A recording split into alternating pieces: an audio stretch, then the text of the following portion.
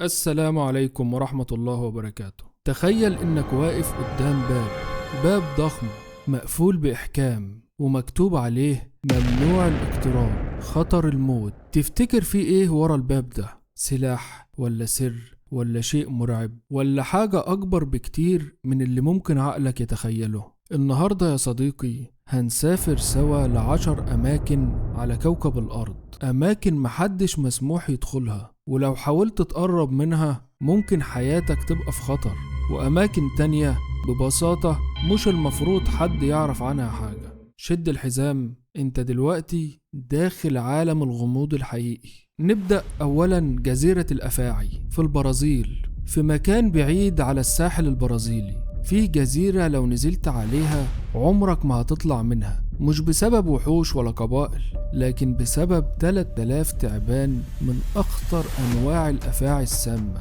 على كل متر مربع فيه ثعبانين، والنوع الموجود هناك اسمه جولدن لانسيهيد. اللدغة بتاعته مش بتموت بس، دي بتسيح اللحم حرفيا. الحكومة البرازيلية حرمت دخول الجزيرة نهائيا، ومسموح فقط لعلماء السموم يدخلوا وبحراسة. رقم 2 قاعة المطر المقدس في الصين، في منطقة مقاطعة سيشوان الصينية. في معبد قديم جدا، داخل المعبد ده في غرفة محدش يقدر يدخلها إلا الرهبان الكبار. الغرفة مليانة نقوش غريبة، وأغرب حاجة إن السقف بيمطر مية من غير سحاب ومن غير أي مصدر. المية دي بيتم جمعها وبيستخدموها في طقوس غامضة. العلماء حاولوا يفهموا مصدر المية، بس كل مرة يحاولوا يفكوا باب الغرفة الرهبان يوقفوهم. سر لحد النهاردة وممنوع الاقتراب. جبل الخراب، روسيا، المكان اللي حصلت فيه حادثة ممر دياتلوف الشهيرة. المكان ده من بعد الحادث اتمنع دخوله لفترات طويلة، ولحد النهاردة في مناطق حواليه ما زالت مغلقة. الناس اللي بتحاول تدخل أجهزة الملاحة بتتخرب، والطيارات بتفقد الاتصال، وأكتر من فريق إنقاذ اختفى جواه. سر المكان ده لحد النهاردة محدش قادر يفسره. رابعا الخزنة العالمية للبذور، سفالبارد، نوروي، مكان تحت جبل جليدي في النرويج، شكله كأنه قاعدة سرية من فيلم خيال علمي. ده هو المكان اللي العالم كله بيخزن فيه بذور النباتات وبذور المحاصيل الأساسية. ليه؟ تحسبا لأي نهاية للعالم، حرب نووية، كارثة طبيعية، ثناء بشري، يعني زي مخزن لوقت اللزوم. المكان محصن ضد الانفجارات والزلازل والفيضانات، والأخطر كمان ممنوع لأي حد في العالم يدخل إلا علماء معتمدين من الأمم المتحدة.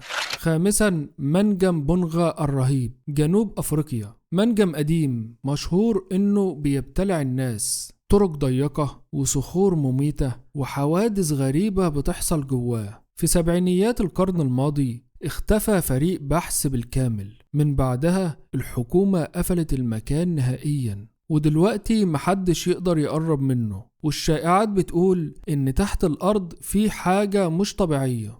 رقم 6 الغرفة 39، كوريا الشمالية. دي بقى أخطر غرفة في العالم، غرفة سرية في قلب العاصمة، محدش شايفها ومحدش بيدخلها. بتديرها الدولة نفسها، وتستخدم في عمليات مالية سرية وتطوير تقنيات ممنوعة. الغرفة دي حرفيا خط أحمر عالمي، لو فكرت تقرب منها انت مش راجع.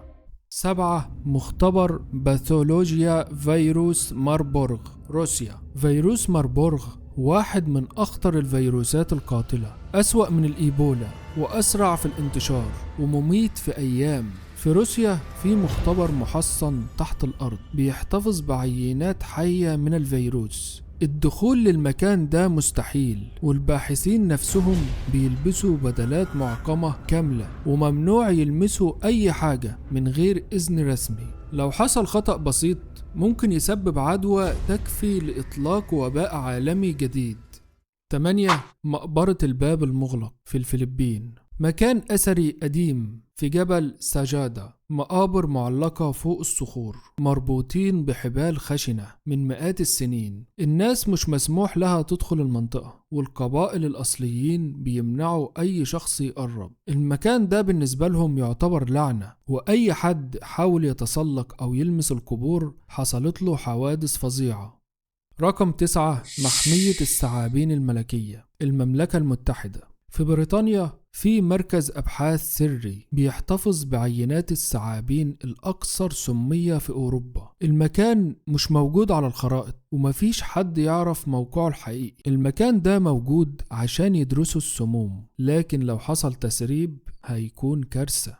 10 وأخيرا، بوابة الجحيم، تركمانستان، أشهر حفرة نارية في العالم، بتشتعل من أكتر من 50 سنة ومحدش قادر يطفيها. الحفرة دي نتجت عن انفجار غازي وولعت، ومن يومها النار مش بتنطفي. الحكومة منعت الاقتراب منها عشان الحرارة مرعبة والدخان خانق، وفي ناس فقدت حياتها وهي بتحاول توصل للحافة.